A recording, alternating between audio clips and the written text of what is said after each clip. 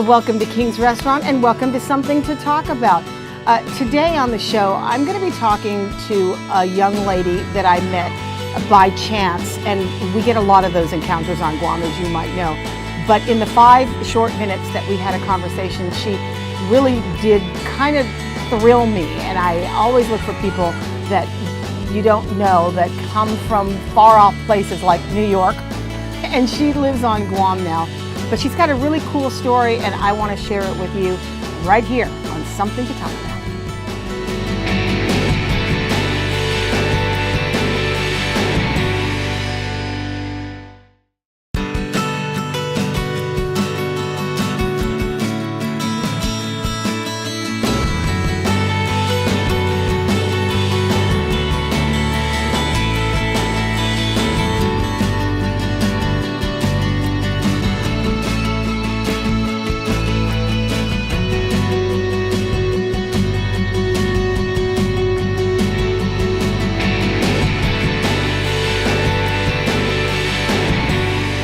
Welcome to Something to Talk About. Of course, we're at King's Restaurant in Tamuning, and we've got fruit and we've got crepe.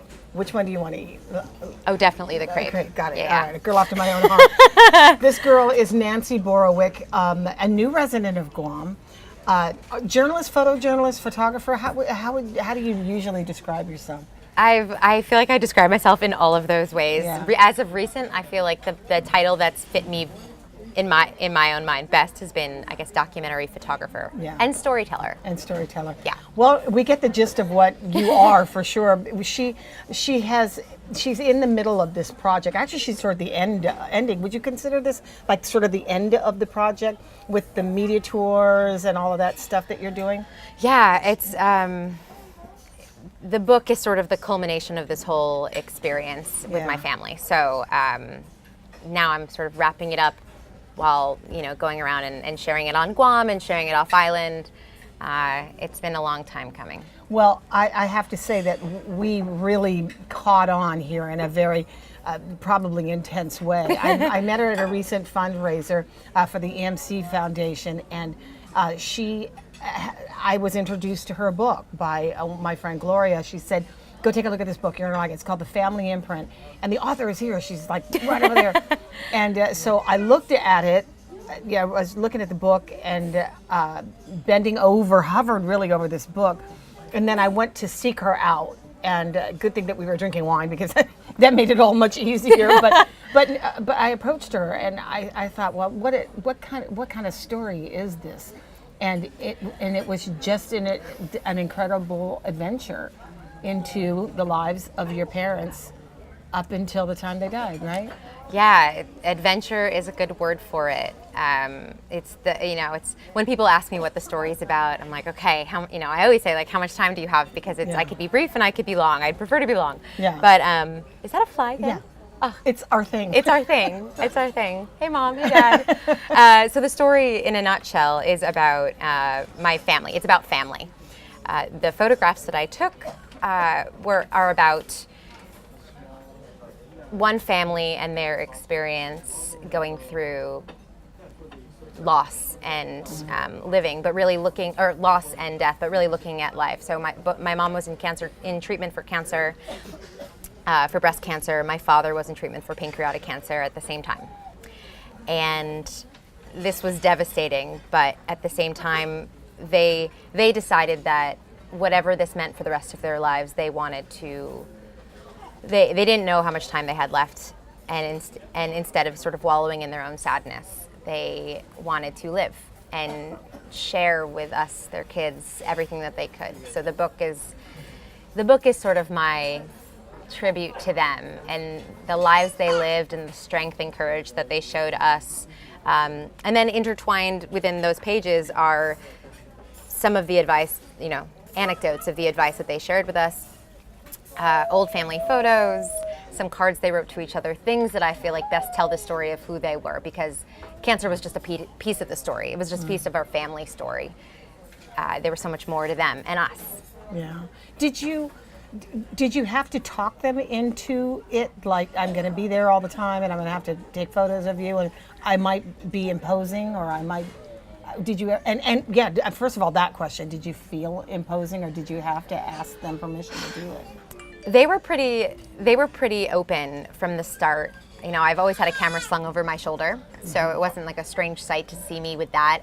Actually, when I first started spending more time at home with them, it was really hard to be that fly on the wall journalist because they just wanted to hang out with me, and it was sort of a novelty to have me around, and which I loved, but I also wanted to be able to observe from a distance. And they were very open and willing to share with me their story. At times I had to sort of nudge them because I wanted to, I didn't just want to tell their story in photographs. I wanted to advocate for them and help them with doctors. I'm their daughter. I had to wear I was wearing these hats, as daughter and photographer.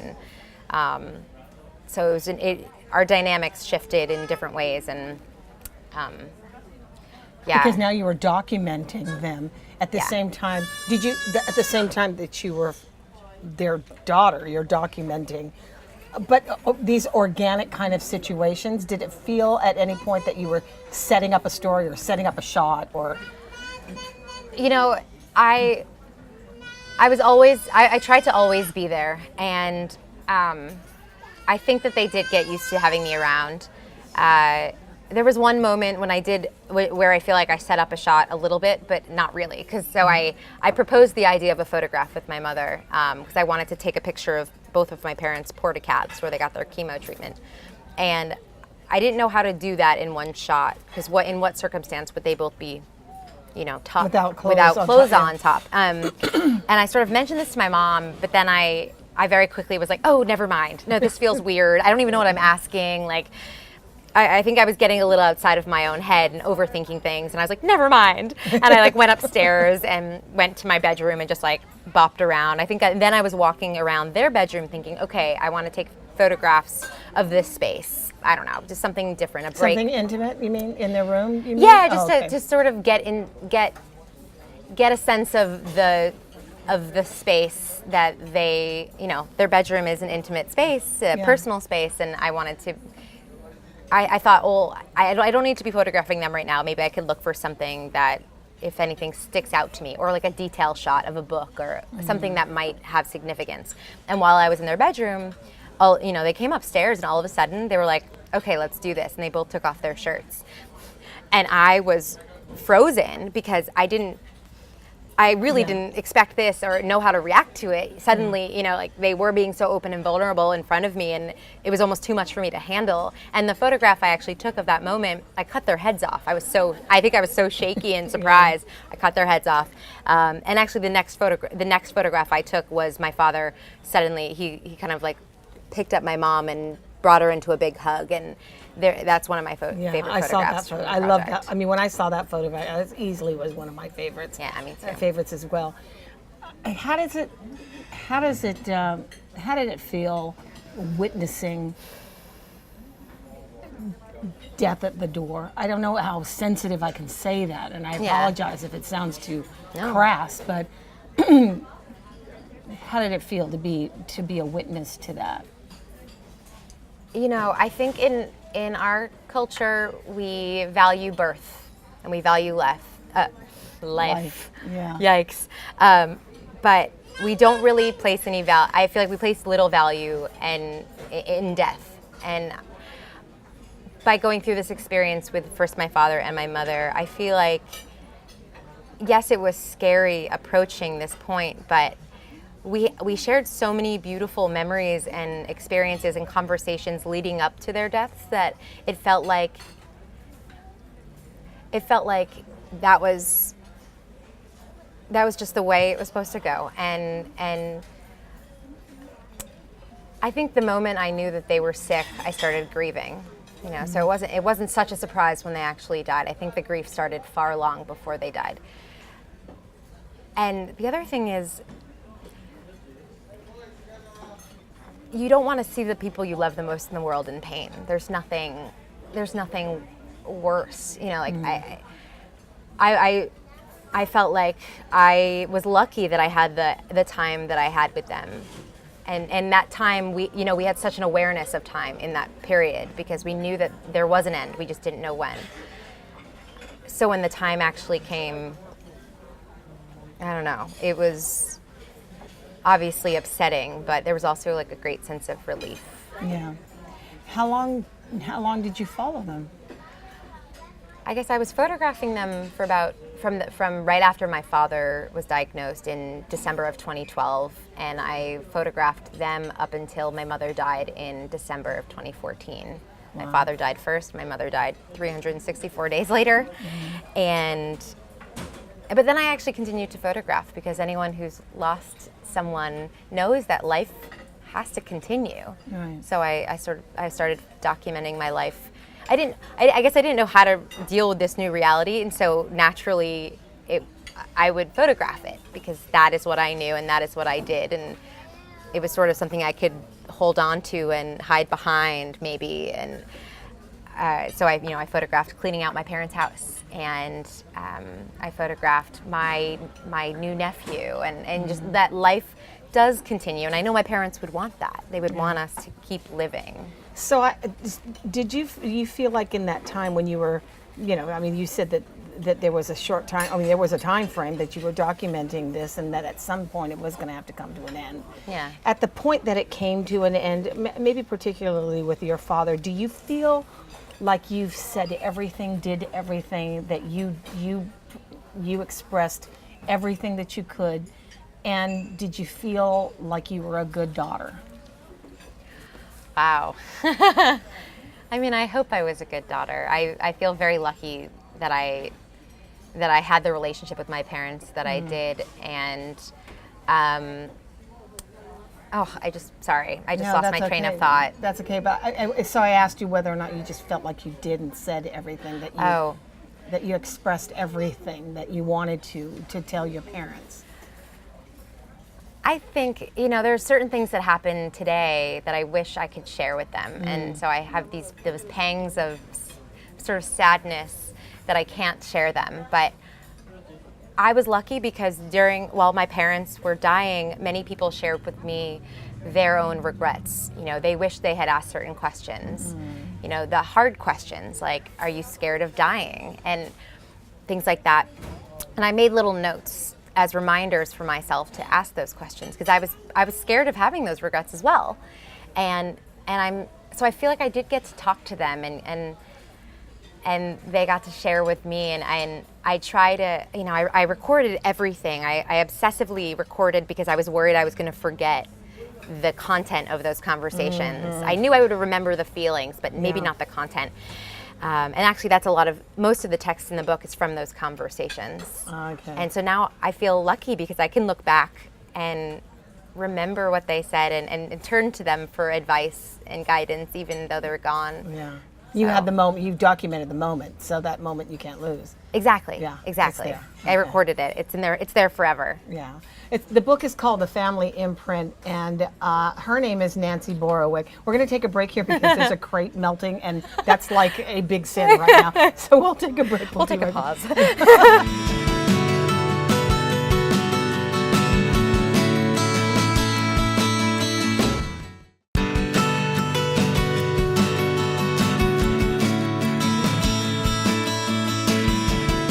Hanging out on something to talk about with my friend Nancy over a crepe and conversation. You want to switch flavors? There's the strawberry. Ooh, did you not know that strawberry was there? I did not know that there was strawberry on the other I'm sorry, side. I almost cheated you out of strawberry. And then in the center here, my good friend. What?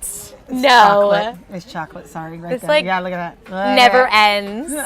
It never ends. I wanted to get the most extravagant thing that I can find. Because she's new to Guam, and she hasn't tried the King's stuff yet. So she said you've driven by here and you've always wanted to, right? Yeah. Oh, yeah. She's like, this is like the fanciest coffee shop diner that I've ever seen. Oh, yes. Yeah, we do it. We do it big on Guam. Oh, I love it. I'm gonna become a regular immediately. So Nancy's originally from New York. You were born and raised there? Yes. Wow. From outside New York City, about an hour north. Okay. And so the time. What was the name of the town that your parents lived in? Chappaqua. Okay. Oh, really? Yes. I've never known anybody from Chappaqua. I wanted to have a reason to say it. Yes. But you said your father was an attorney, and your mom? Also an attorney. Oh my gosh, how was that growing up?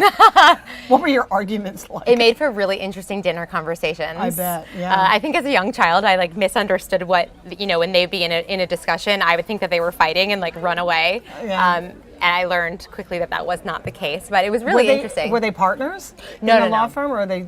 Different types of law. My father practiced personal injury, and my mother, she actually worked, she was an ADA for some time. Okay. And advocates. They both, at their core, were kind of advocates. Didn't you kind of take from that as well? I mean, you're doing a lot of advocating. It seems like you told me about your travels to Ghana in your early 20s. Tell me about that. Tell me about what made you want to leave America to go off to a place like Ghana and teach kids how to take pictures? That's a good question. It's a similar question that I feel like my parents would ask me. Yeah. I graduated college and I didn't quite know what I was doing with my life. I had a degree in anthropology and photography, and I was lost in 22 and found an opportunity to teach photography in this rural village in Ghana. And I thought, you know what, like, I want to do a complete 180 for my life here in New York. Let's try it out. Let's take an adventure. So I went out there and I was teaching photography, and as it turned out, I was also teaching, math and everything else you can imagine to elementary school kids. And when I left, I asked them if I could help them. The whole experience had such an impact on me, just getting to know this community of people. I just felt forever, grateful for what they had shared with me, and they asked if I could help build a well. And so my life sort of took a completely different turn than I could have ever imagined. And long story short, over the course of about 2 years, we were able to raise money, about $11,000, to build this well. And through that, I learned that, wow, my photographs are telling these stories that can ultimately, raise awareness and teach people about a certain situation, and then ultimately help these people. Like, this is the path that I feel like I need to take. Yeah. I've suddenly anthropology and photography, melded together into this documentary photojournalism mush. Yeah. But the cool thing about it is that I guess you were at some point, as you were racing through life doing what you were doing, at some point you had to literally stop the world for 2 years. Yeah. To do what you did. Yeah. And were you intending at the time, did you think, I'm going to hardbind this book and I'm going to sell it to the world because I think this is going to be a great thing that everybody, not in a commercial way, but did it seem like the right thing to do to have us go so close into such an intimate thing? And were your parents cool with it? I mean, were they down? Yeah. So much of the time that I spent photographing my parents, I wasn't thinking about it like a project. I wasn't thinking about what the images would become. I wasn't even thinking about what the images were. I was just going through the motions. I'm a photographer. I know how to document what's in front of me, and that's something maybe I can control in this time that I have no control. And I didn't really think about it in the bigger picture. Pun intended. Oh, anyway, I caught so I didn't. I never really planned anything beyond just going through the motions and being with my parents. Once the idea behind sharing the photographs on a more public space, like the New York Times, who ran a piece of the story first, came about, it was really kind of strange because my parents were like, why do they want to publish our story? It's just our own family, personal, story. Like, why? It doesn't make any sense. But you're our daughter, and we want to help you. So if this helps you, then we're comfortable with it. I never could have imagined, fast forward 2-3 years later, that the story, I'd be creating a book with the story. But I guess what really became that catalyst, and why I think my parents were so supportive, was after the story ran for the very first time. We were bombarded with emails and phone calls and letters from strangers around the world thanking us for sharing our personal story, because they themselves were going through something similar and maybe didn't feel as alone by seeing that we were also going through it. And they were thanking us. And what an unbelievable honor it was to to be on, I guess, the receiving end of that, where people they felt so comfortable they could share their own stories, and they saw something of them in our story. So once I guess that whole experience happened, I felt like, well, how can I continue to share some of the stories and the lessons that I learned, and really, now that I've had some time since they've passed away, and I've had, been able to think about our experience in reflection, how could I continue to share this story? They were so generous in being so open and sharing it with me. Now I want to take that one step further. It feels like a responsibility. Like, I want to be able to continue, if this can continue to help people find comfort, find community, find inspiration, to have a new, awareness and perspective on life and what's important, then, oh my gosh, like, I feel like I have to keep sharing. I guess but it was a family album too. So I guess it was one thing with your parents. Right. Your brothers and sisters? Yeah, they've been very supportive. Yeah, okay. My brother's also a photographer. My sister, a lawyer, okay. like my parents. And they've been very supportive because it's their life too. Sometimes I have to remember that the story that I photographed, these are my photographs, but it's our story. Yeah. And to make sure that everyone's on board with it. I hope that at the end of the day, they look at the book and they feel like the memory of our parents and our family is something that they can reference to, and they can, and the words they can hold on to and visit. I tried to include them in different parts of the project, the book development too, which was really important to me. Yeah. Man, this is like a family album on steroids, really, right? Don't you think? Because it's got everything. Right. Old pictures, even before they were sick. And then, even before us kids existed. Oh yeah, they there's had a lot lives. of photos of just them. Yeah, I felt like it was really important to tell the whole story of family. I felt like I had to really include those old photographs and the different found objects that I think were sort of clues into the life that they lived, into the life that we lived outside of cancer. Yeah. I used my black and white photographs to tell the story, this last chapter in their lives, but then I utilized the old photographs. Some of the pages are actually designed to look like the old family albums that we had, with the corners cut all those charms. Those little markers. And even the inside of the front cover and back cover is this orange picture, and it's actually a photograph of the cover of one of our oldest family albums. It's about this thick, and you can't lift it because the glue has completely dried up. Oh my gosh, that's hilarious. And so everybody has something like that in their family. Yeah. So I wanted it to be as personal to my family as possible, but I think it's relatable in that way. Where can people get the book right now? So right now the book is available for pre-sale on Amazon, but they can also reach out to me, and I'm going to be actually bringing a bunch of the books back to Guam. I have a few on island, but they're going quick. So yeah, I guess that would be. Yeah. So and also there are some books over with the Eddie M. Calvo Foundation. They have a handful as well. So that's where I got mine. So that's where well, it's nice to have met you, and I know we'll see you around for the next couple of years. Your husband working on Guam, and you're freelancing, so there's a lot of opportunity to run into you too. Yeah, absolutely. Yeah. I look forward to seeing you and getting to meet more and more people. I love living on Guam. Has been a real gift, and it's just been a joy. And we have a dog now, so now I'm out there. She's in now. She's in. We adopted a Boonie from Gain. Okay. And his name is Einstein, and he's amazing. So you're in for the long haul. Yeah, we're in for at least the next couple of years, and who knows, maybe forever. We'll see how that works out. Thank you a lot for joining us, and thank you for coming here. Something to talk about. We'll see you next time.